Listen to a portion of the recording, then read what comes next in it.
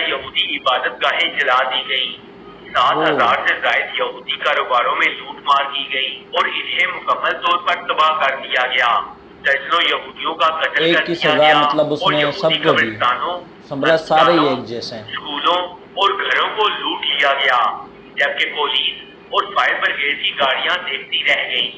سڑکوں پر بکھرے ہوئے دکانوں کی کھڑکیوں کے شیشوں اور کرسیوں کی وجہ سے اس واقعے کو کرسٹل ناکٹ یعنی ٹوٹے ہوئے شیشوں کی رات کہا جانے لگا۔ بسم اللہ الرحمن الرحیم۔ السلام علیکم، میرا نام اویس کیانی، خوش آمدید کہتا ہوں آپ کو اپنے چینل کیانی ریک پر۔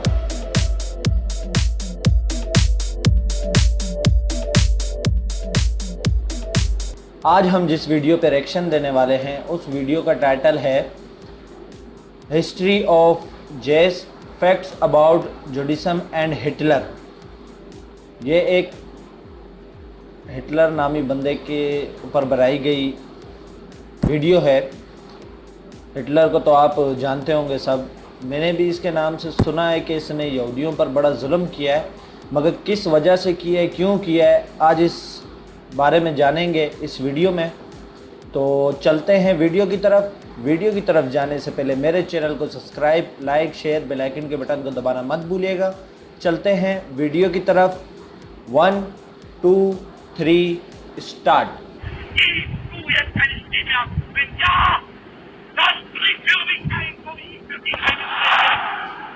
ہٹلر یہودیوں سے نفرت کیوں کرتا تھا؟ یہ وہ سوال ہے جس کا جواب حاصل کرنے کے لیے کئی کتابیں لکھی گئیں، مگر سب سے درست بات یہ ہے کہ ہٹلر جرمن قوم کو دنیا کی بہترین قوم سمجھتا تھا۔ اس کا خیال تھا کہ صرف جرمن قوم کو ہی دنیا پر حکمرانی کرنے کا حق حاصل ہے اور جرمنی کی ترقی کے لیے ضروری ہے کہ اس ملک سے تمام غدار ختم کر دیے جائیں، کیونکہ یہ جرمنی کی ترقی میں رکاوٹ ہیں۔ پہلی جنگ عظیم میں جرمنی میں رہنے والے یہودیوں نے جرمن مفاد کے خلاف برطانیہ اور اس کے اتحادیوں کا ساتھ دیا تھا۔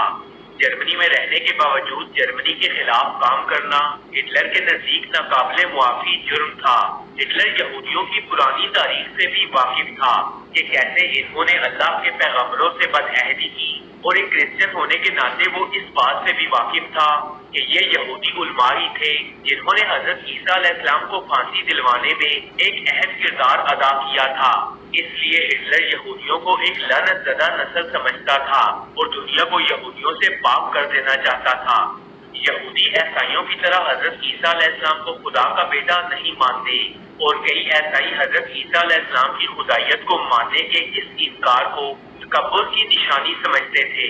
کئی صدیوں تک چرچوں نے یہ سکھایا کہ حضرت عیسیٰ علیہ السلام کی موت یہودیوں کی وجہ سے ہوئی، لیکن آج کے مورخین اور چرچیہ یہ سکھاتے ہیں کہ حضرت عیسیٰ علیہ السلام کو روم کی حکومت نے اس وجہ سے شہید کیا تھا کہ تب کے افسران انہیں اپنے اقتدار کے لیے ایک سیاسی خطرہ سمجھتے تھے۔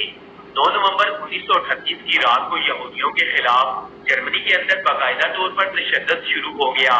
بظاہر یہ تشدد کسی منصوبے کے تحت نہیں ہوا تھا، یہ ایک یہودی کے ہاتھوں پیرس میں ایک جرمن افسر کے قتل پر جرمنی کے لوگوں کے غصے کا نتیجہ تھا۔ صرف 2 دن کے اندر 250 سے زیادہ یہودی عبادت گاہیں جلا دی گئیں، 7,000 سے زائد یہودی کاروباروں میں لوٹ مار کی گئی اور انہیں مکمل طور پر تباہ کر دیا گیا۔ درجنوں یہودیوں کا قتل کر دیا گیا اور یہودی قبرستانوں، اسکولوں اور گھروں کو لوٹ لیا گیا، جبکہ پولیس اور فائر بریگیڈ کی گاڑیاں دیکھتی رہ گئیں۔ سڑکوں پر بکھرے ہوئے دکانوں کی کھڑکیوں کے شیشوں اور کرسیوں کی وجہ سے اس واقعے کو کرسٹل ناکٹ یعنی ٹوٹے ہوئے شیشوں کی رات کہا جانے لگا۔ اس رات کے بعد کی صبح جرمنی کے 30,000 یہودی مردوں کو یہودی ہونے کے جرم میں گرفتار کر کے جیلوں میں قید کر دیا گیا، جہاں ان میں سے سینکڑوں یہودیوں کو قتل کر دیا گیا۔ کچھ یہودی عورتوں کو بھی گرفتار کر کے مقامی قید خانوں میں بھیج دیا گیا۔ یہودیوں کے کاروباروں کو اس وقت تک دوبارہ کھولنے کی اجازت نہیں دی گئی جب تک کہ ان کا انتظام غیر یہودیوں کے ہاتھوں میں نہ دیا گیا ہو۔ یہودیوں پر کرفیو لگا دیے گئے، جن کی وجہ سے ان کے گھروں سے نکلنے کے اوقات محدود ہو گئے۔ ٹوٹے ہوئے شیشوں کی رات کے بعد جرمن اور آسٹرین یہودی بچوں اور نوجوانوں کی زندگی اور بھی مشکل ہو گئی۔ ان پر پہلے ہی عجائب گھروں और अवामी पार्कों में दाखिले पर पाबंदी लगा दी गई थी और अब इन्हें सरकारी स्कूलों से भी खारिज कर दिया गया। अपने वालिदैन की तरह यहूदी नौजवानों को भी जर्मनी में मुकम्मल तौर पर अलग का सामना करना पड़ा। हिटलर ने यहूदियों का घेरा इतना तंग कर दिया कि कई यहूदियों ने खुदकुशी कर ली। ज्यादातर खानदानों ने तो भाग जाने की भी भरपूर कोशिशें की। 17,000 के करीब पोलिश यहूदियों को जर्मनी से निकाल कर बाहर कर दिया गया। ये सब इनकी जर्मनी के खिलाफ साजिशों और पुरतशद्दुद हमलों में मुलव्वस होने के बाद किया जा रहा था। 7 नवंबर 1938 के दिन पेरिस के अंदर जर्मन सिफारतकार को गोली मारकर हलाक कर दिया गया। इसके बाद यहूदियों की निशानदेही करके इन्हें सरकारी ओहदों से बरतरफ कर दिया गया। हिटलर के चांसलर बनने के 2 महीने बाद यानी अप्रैल 1933 में मंजूर किए जाने वाले कानून के साथ इंतजामिया की तस्हीर भी शुरू हो गई थी।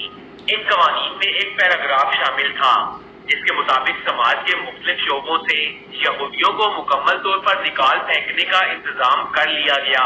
पहली दफा कानून में यहूदी की तारीख फराहम की गई थी जिनमें मुलाजिमीन के वालिदैन, दादा, दादी, नाना या नानी यहूदी थे। इन्हें अपने ओहदों से बरतरफ कर दिया गया।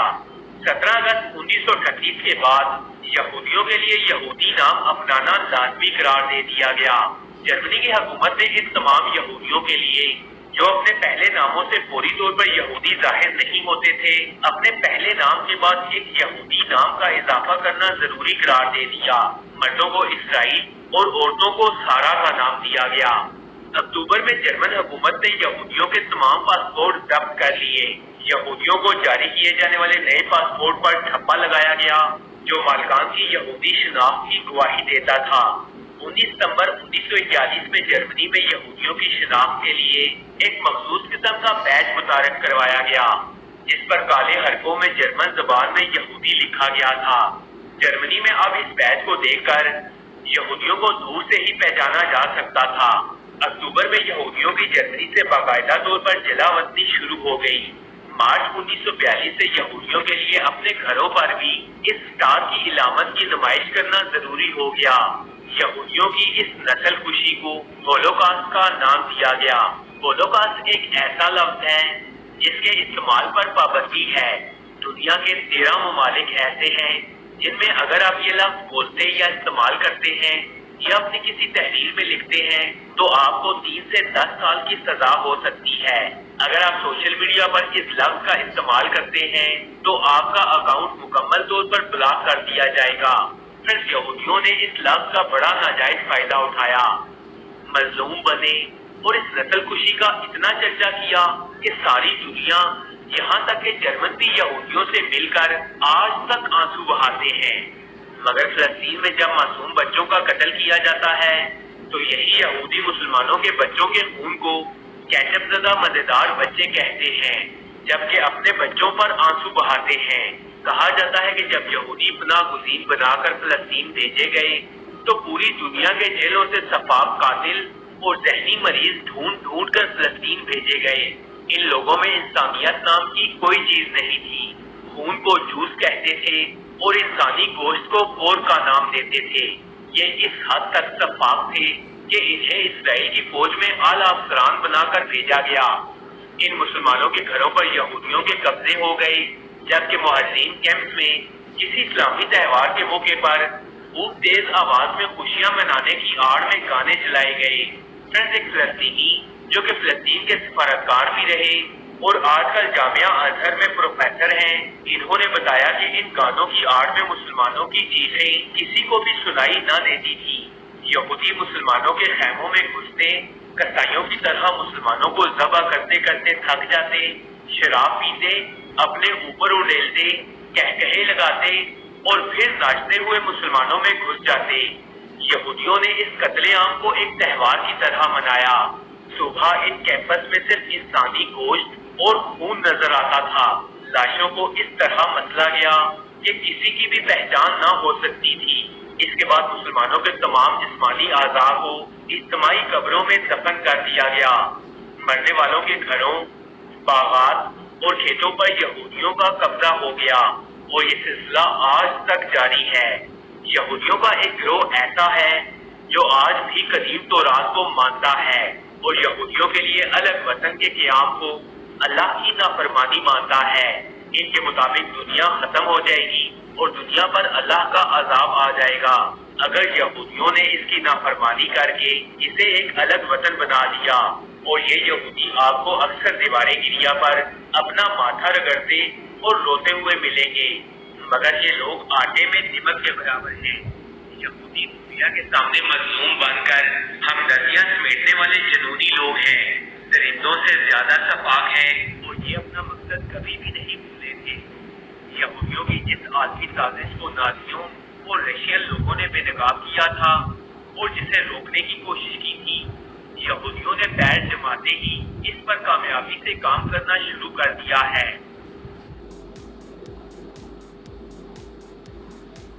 बहुत अच्छी वीडियो थी, आपने जैसे दिखाया कि हिटलर के बारे में इन्होंने बताया, जैसे कि हिटलर ने अपने वक्त में कैसे यहूदियों को मारा, अपने मुल्क से जिला वतन किया, जितने अफसरान थे, जितने उनके पुलिस में थे, जितने भी गवर्नमेंट इदारे में थे, उन सब को बर्खास्त कर दिया और अपने मुल्क से जिला वतन कर दिया।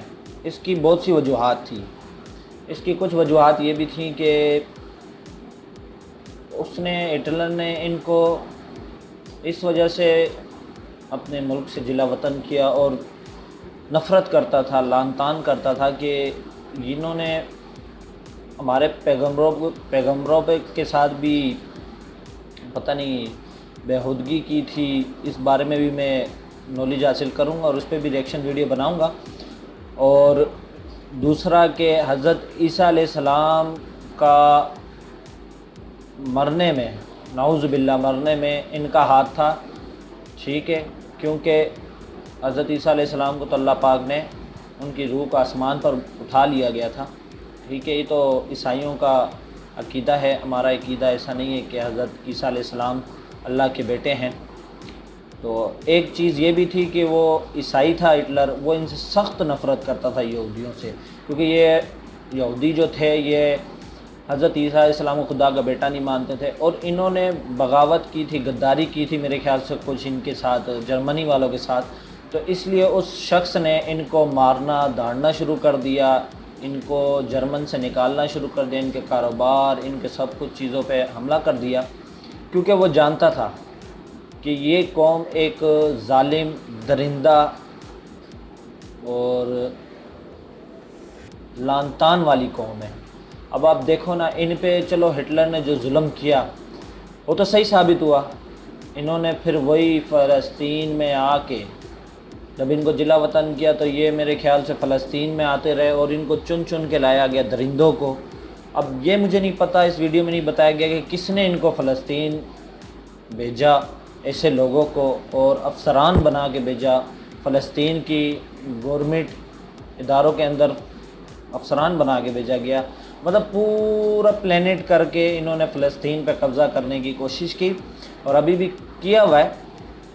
तो बताया गया कि इन्होंने किस तरह दरिंदे भेजे और वो क्या करते थे कि जो महाजरीन कैंप थे उनके वहाँ जब इस्लामी कोई त्यौहार होता था तो ये गाने ऊंचा करके, कि ये प्लानिंग था कि गाने ऊंचा करेंगे और जाके इनको काटेंगे पीटेंगे तो आवाज़ नहीं आएगी, तो ये उनको ही मारते थे जिनकी ज़मीनें वगैरह सब कुछ थी, तो उनके जाके मार देते थे, उनको काट पीट देते थे नशे की हालत में। नशा तो आपको पता है यहूदी कितने करते हैं, शराब बहुत पीते हैं। तो फिर वो जब मर जाते थे तो उनकी ज़मीनों पे, घर पे, दौलत पे सब कब्ज़ा। इसी तरह इन्होंने प्लेनेट करके फ़लस्तीन पे जुल्म किया हुआ है। अब वो दीवार का आखिरी बार जिक्र किया गया, उस दीवार के बारे में मुझे कोई नॉलेज तो नहीं है, इन्होंने शॉर्ट फॉर्म में बताया। अगर थोड़ा तफसील से बताते तो मैं इस बारे में भी कुछ कह सकता था कि वो क्यों इसकी इबादत करते हैं, क्या पता, अल्लाह बेहतर जानता है। इस बारे में भी इंशाल्लाह रिएक्शन वीडियो में ज़रूर बनाऊंगा। तो कोई बात नहीं, आज दुनिया में यहूदी फ़लस्तीनियों पर, मुसलमानों, फ़लस्तीन के मुसलमानों पर जुल्म कर रहे हैं। अल्लाह पाक ने इनकी रस्सी ढीली छोड़ी हुई है और अल्लाह पाक ने जिस दिन इनकी रस्सी खींच ली ना तो इनका वही जैसे हिटलर ने हाल किया था उसी तरह इंशाअल्लाह मुसलमान ममालिक इनका हाल करेंगे। بے شک یہ جتنا بھی پاورفل، انشاءاللہ جس دن اسلام آیا، اسلام تخت پر آیا تو انشاءاللہ ان کا دنیا سے نسب و نابود ہے، تو یہ چنے گنے یہودی ہیں، بے فکر ہو جائے، ان کا انجام برے کام کا ہمیشہ برا انجام ہوتا ہے، اور مسلمانوں پہ بے بنیاد ظلم رب برداشت کر رہا ہے، جس دن رسی کھینچے گا ان کو پتہ چل جائے گا، کیونکہ ہٹلر نے تو ان پہ اس لیے ظلم کیا تھا، وہ جانتا تھا یہ لانتی قوم ہے، لان تان کرتا تھا وہ اس قوم پہ، یہودی نام پہ، دیکھے نہیں ہے انہوں نے بیج ان کے لگا دیے کہ دوبارہ بغاوت نہ کرے، غداری نہ کرے، اس لحاظ سے وہ ہٹلر ان کو جانتا تھا، وہ ان کو ختم کرنا چاہتا تھا اس دنیا سے۔ تو آج کی ویڈیو آپ کو امید ہے اچھی لگی ہوگی، دعا کرتا ہوں آپ کو اچھی لگی ہو، اور اگر اچھی لگی ہے تو میرے چینل کو subscribe, like, share, bell icon کے بٹن کو دبانا مت بھولیے گا۔ اپنے بھائی اویس کیانی کو دیجیے اجازت، اوکے، اللہ حافظ۔